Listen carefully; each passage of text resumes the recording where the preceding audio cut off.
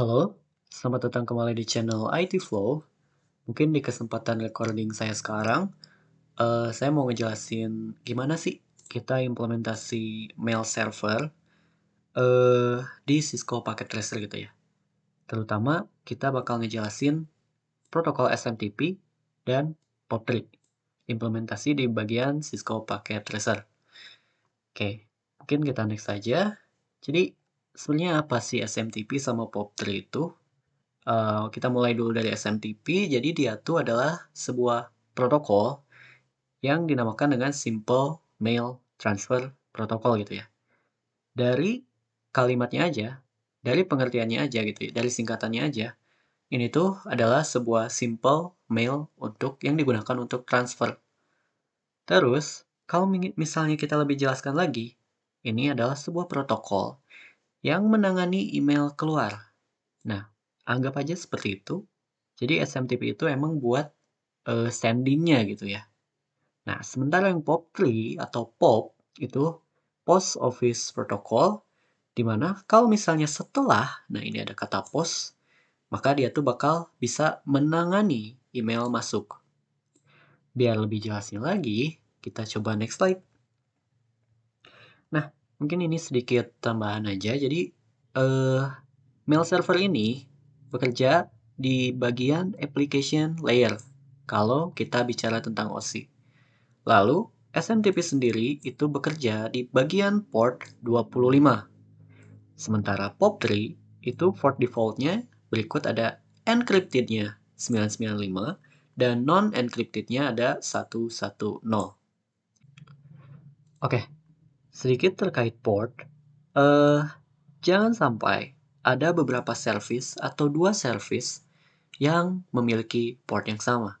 Misalnya SMTP dan POP3 ini bekerja di suatu port yang sama gitu, contohnya di 25 dua-duanya. Nah, kemungkinan SMTP kan tugasnya itu untuk mengirim gitu ya. Nah, sementara POP3 itu untuk menerimanya. Nah, jadi ini akan kemungkinan terjadi konflik gitu ya antara SMTP sama POP3. Ini di bagian Cisco Packet Tracer-nya.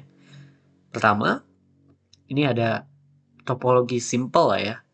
Ada mail server yang nantinya akan memiliki service DNS dan mail server itu sendiri. Lalu, ada dua host yang terkonek dengan switch gitu. Semua jaringan ini terkonek dalam jaringan lokal yang dihubungkan melalui switch. Dan kalau kita next lagi, ini ada animasi. Pertama, sender itu bakal mengirim ke mail server yang di sini, dikirimkan melalui jaringan yang sudah terhubung. Lalu, kalau sudah nyampe, itu bakal di-store, disimpan di mail server. Setelah itu, tugas si sender sudah selesai. Tugas si sender sudah selesai. Karena tugasnya emang untuk menyimpan pesan doang di mail server. Sekarang, bagian receiver yang bekerja. Receiver akan meminta request email. Request email ke mail server itu sendiri gitu. Apakah ada email? Apakah ada email untuk user yang saya gunakan? Seperti itu. Kalau kita next lagi, kalau misalnya ada email, server akan merespon dan mengirimkan email tersebut. Nah, ini ada email loh, silakan diterima. Nah, kalau misalnya udah nyampe, si receiver akan menemukan beberapa informasi terkait ini tuh email dari siapa, ini tuh email tujuannya buat apa, dan ada mungkin teksnya di sini. Nah, seperti itu. Itu analogi singkatnya. Mungkin sekarang kita masuk aja ke praktikum. Gimana sih implementasi di Cisco Packet Tracer itu sendiri? Oke, mudah saja. Jadi, mungkin ini kita hapus ulang ya. Pertama, kita siapkan server yang nantinya digunakan untuk mail server. Ya udah, kita kasih informasi aja kalau ini adalah mail server. Lalu, kita siapkan penghubungnya menggunakan switch seperti ini.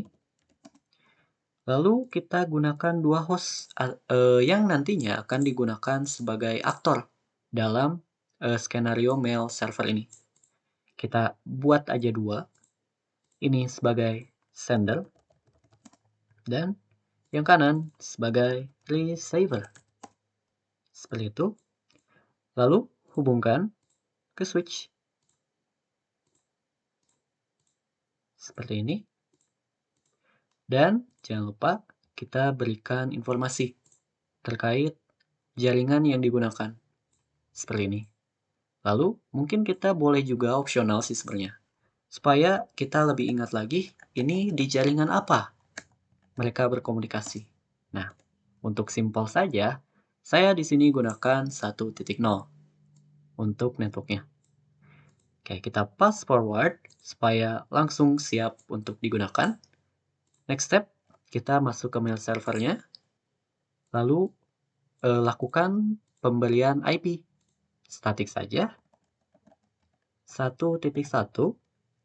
Subnet masknya default atau /24 ya ini.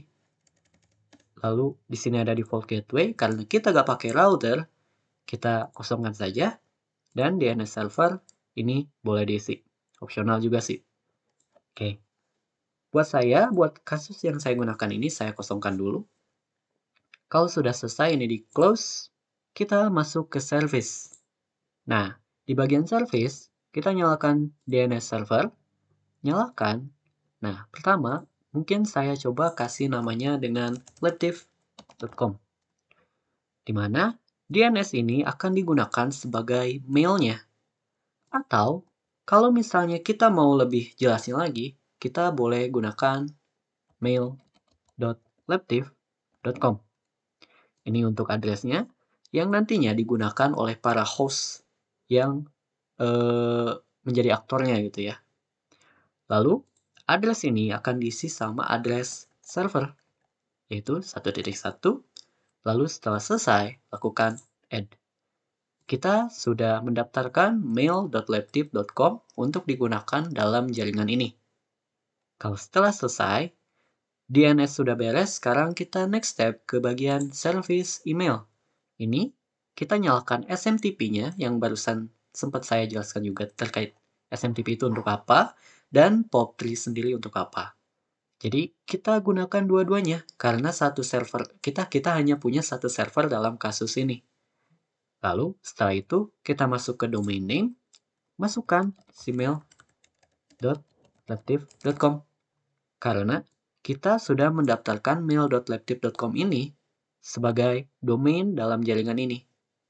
Setelah itu, berikan set, kita masuk pemberian user sama password untuk nantinya digunakan oleh sender dan receiver. Mungkin buat lebih gampangnya, kita berikan user 1 dan passwordnya 123. Ini tidak direkomendasikan kalau misalnya teman-teman mau implementasi di dunia nyata. Karena ini bentukannya simulasi, kita mudah saja passwordnya 123.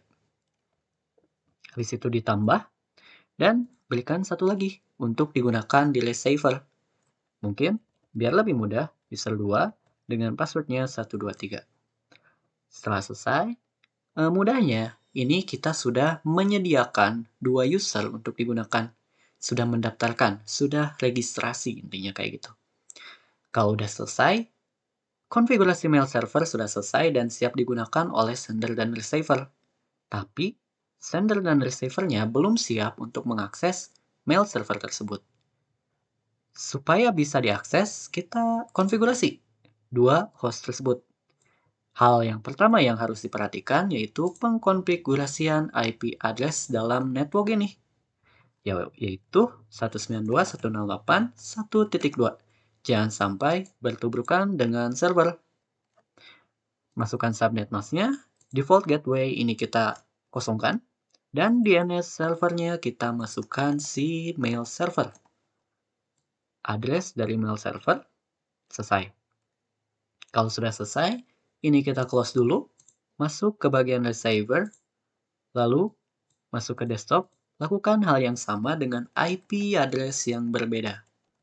Seperti itu, DNS servernya 1.1. Ini di close, beres. Next step, ini mungkin yang terakhir, kita masuk ke sender, Bagian email. Nah, ini ada interface bagian emailnya, Cisco Packet Tracer. Pertama, kita harus mengkonfigurasi emailnya dulu. Configure mail. Pertama, kita berikan informasi user 1. Kalau ini tuh, si sender ini tuh, PC sender ini tuh akan menggunakan akun user 1 sebagai pengirimnya. Email addressnya user1@mail.labtiff.com.